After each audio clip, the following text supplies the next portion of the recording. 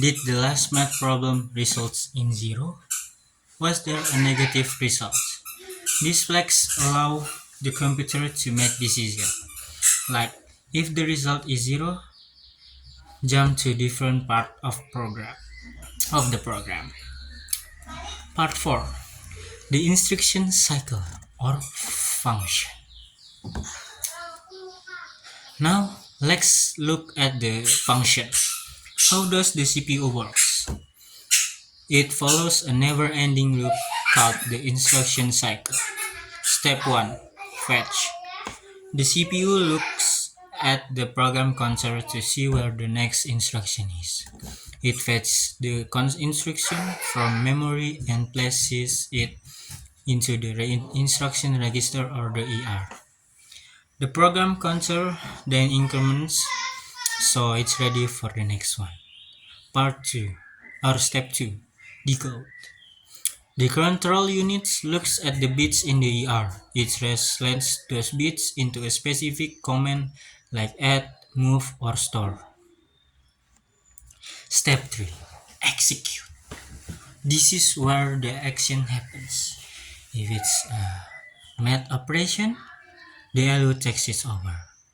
If it's a data move, the buses transport the data. Imagine this. A pause button and then interrupt. But what if you move your mouse or a file finishes downloading? This triggers an interrupt.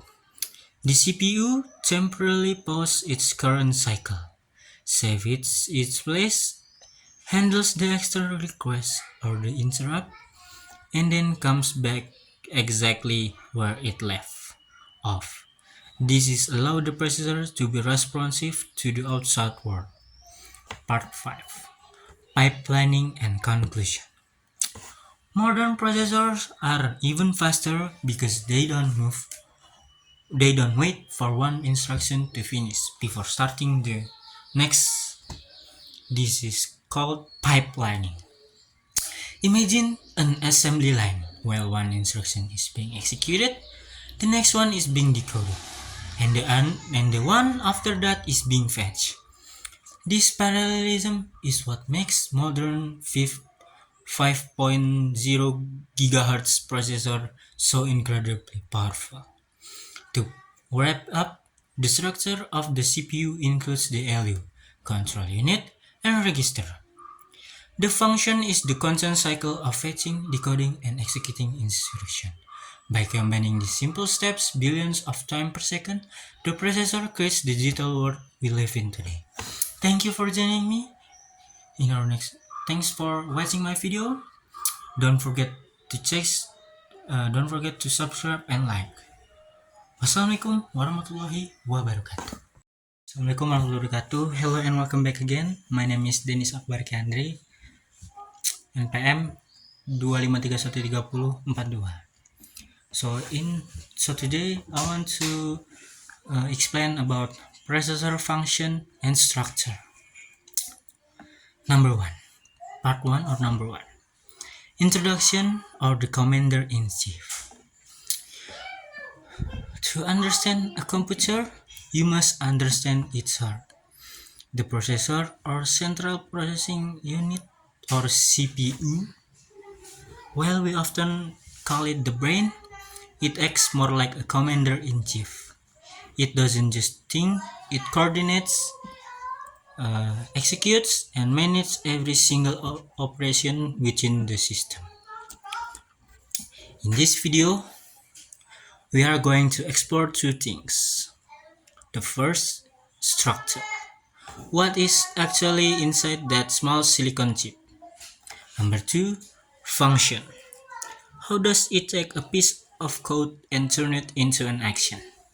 By the end in this session, you will understand the fetch, decode, and execute cycle and the register that makes modern computing possible.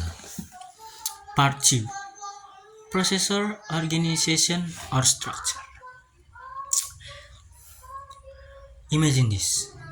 Inside the box, there are main components appear one by one. LU, control unit, and the register.